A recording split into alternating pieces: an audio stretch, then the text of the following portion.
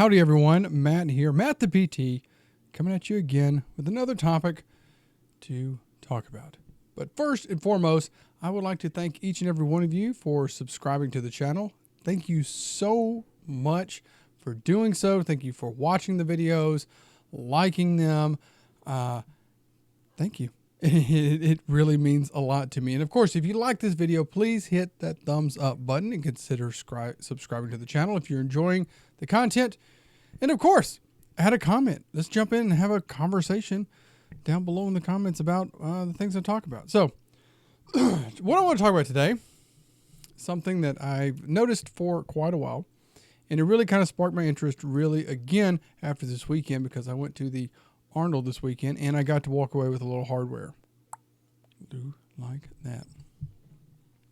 What I want to talk about is how rehab is viewed in the powerlifting world.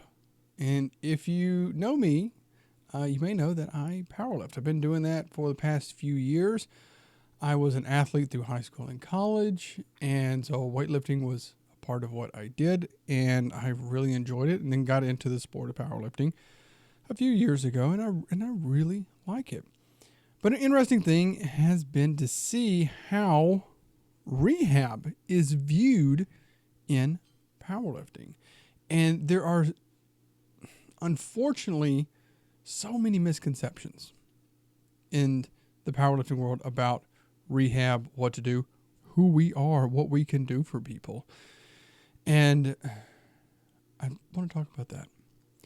First and foremost, I want to start out with how we're viewed. And I think that's just kind of an overall thing that we as therapists, how we are viewed by the public at large. Often, and I'm not being negative when I say any of this, I'm not saying anything being negative, but often the view of a physical therapist is usually a woman. And this is a very female-dominated profession. I believe, 60% women who are physical therapists. So I think most people, that's the first part, you're more likely to see a woman. And also from that, they may not actually be somebody who is a powerlifter. There are PTs who are powerlifters, or it's chiropractors, powerlifters, there's physicians who are all of those. However, there's kind of a few and far between. But that view of us is that it's somebody who is like not an athlete on it, who's not like really like muscle bound, that looks like them. That's fortunately who they think they are. And from that, and again, I'm not being negative or mean or anything about that. Okay. Please correct me if I'm wrong on that as well. But also like how we treat people. And again, in the powerlifting world, you're lifting these heavy weights. You got to use all these big heavy weights and everything that you do. And they look at PT or rehab and it's like, oh, they're just going to have you doing those little pink weights and those bands on it. Okay. Often I think that I will say there's a misconception about that. Now I will say, hang on, there's two things. One is the misconception, because there are times when we do need to use those little pink weights or those bands. And I will tell them, yeah, we're going to use them. Maybe after you had a rotator cuff repair or a bicep tendon repair, and it's the first time we're going to load you up post-operatively. So yeah, we're going to use that because we don't want to get you hurt on that. Or we have a protocol that we're following and we're not able to go over a certain amount of weight. So we have to work under that until, again, you reach that point in the protocol. Also about how we tell people not to do those. This is a goofy, crazy thing I see in the fitness world. It used to be years ago when I got into the profession that we were the ones that told people to sit up straight and don't do this and don't do that. But it seems like it's flipped now. And like in the fitness world, they're telling you not to do this and not to do that. And PTs are telling you to do all this stuff. But there's that stigma still around that we as therapists are like, oh, they're going to tell you not to squat or not to deadlift. They're not going to tell you to do this. I was reading a book on bench press, and the guy was talking about doing like a higher bench press, and he's like, oh, physical therapist is going to tell you that this is bad for you. You should never do that. It's like, okay, that's a very big generalization just to say, maybe we would tell somebody to do that if they were dealing with a lot of pain afterwards or a lot of problems with it. And it's like, do you really need to do this, or could you substitute something else and not deal with pain or limitations or stuff like that? So also, yeah, and then also like exercise selection. There is another book I was reading.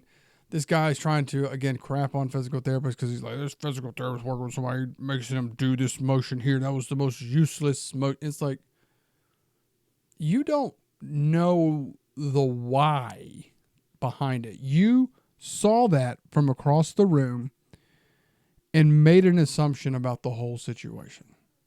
But however, the person put this in a book and published it and talks about it, and that's what everyone believes is what's true. So I do think that there is a image kind of deal with us as physical therapists, how we're viewed. Also, I don't think we're the best at communicating. We do kind of knock on bigger, some of the people that say the things that it seems like what lifters or people want to hear. And I would say that is something that we don't do very well. We don't communicate properly about what people need to do, what they should be doing, and make it in a way that the person understands, like, oh, well, that does make sense. They would rather give in to the person who is selling them or telling them something that's going to fit more in their mind, which it may not even be correct, but they're going to go with that because in their mind it makes sense on it. Now, I will say there's one thing I will tell lifters. I'm like, say they got a 350-pound bench and they're talking about, they got hurt and they want to get back to lifting and they took time off. And I'll tell them, how did you get to that 350-pound bench? Did you walk in the gym and just lift it? The vast majority would say no. There's going to be a few that are just freakishly strong and can do that. But the vast majority, no, they can't do that. They're like, no, I had to work on it over time. And I communicate to them to say, hey, well, that's what rehab is. It's a working process over time. If we could speed it up, we would. But, they don't do that. And I think as well I think the stuff that we tell them is not communicated in a way that is what they, I understand, again, one, what people want to hear, and two, in a way that they are more receptive to it, to understand and go, wow, okay, that is the correct way. I want to have a longevity and keep doing this and change, and to do that. Now, I will say there are a good number of us that are bridging that gap between like the powerlifting community and the rehab world, bridging that gap, that we're powerlifters in there and working on that. And there are some lifters who are very pro, the stuff that we talk in PT and then we talk in rehab about, really working on, overtime and correcting this and loading stuff up and work. And they're on our side with that. So that there is good to see that going back and forth, but I don't think right now it's quite enough. And I will say, I love powerlifting. It is a great sport. I met some great and amazing people in it. And I suggest it to anybody. Get in there, lift some heavy weights. It's kind of fun. You find a great community. And I love helping lifters keep lifting. I love it. And it's like to get somebody that is dealing with an injury and they're depressed and they're sad that I can't do this. And within a few days, a few weeks, all of a sudden they're back in the gym. Like, whoa, I'm going for it. And they're back on that road and they're going back down that path. And they're saying, hey, they're looking now to say, I'm going to hit these PRs and go to these meets and do these things. I can keep doing this stuff because I feel better. I'm not busted. I'm not like that person in the gym with, 15 shoulder surgeries and the back surgery and the shooting radicular symptoms in their leg and all that stuff. So it's crazy.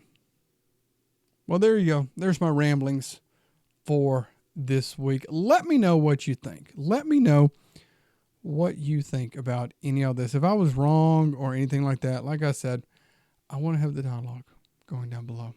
So there you go. And as always, take care of yourselves. I guess I've said something different every time. But anyway, take care of yourself. I will see you all next time.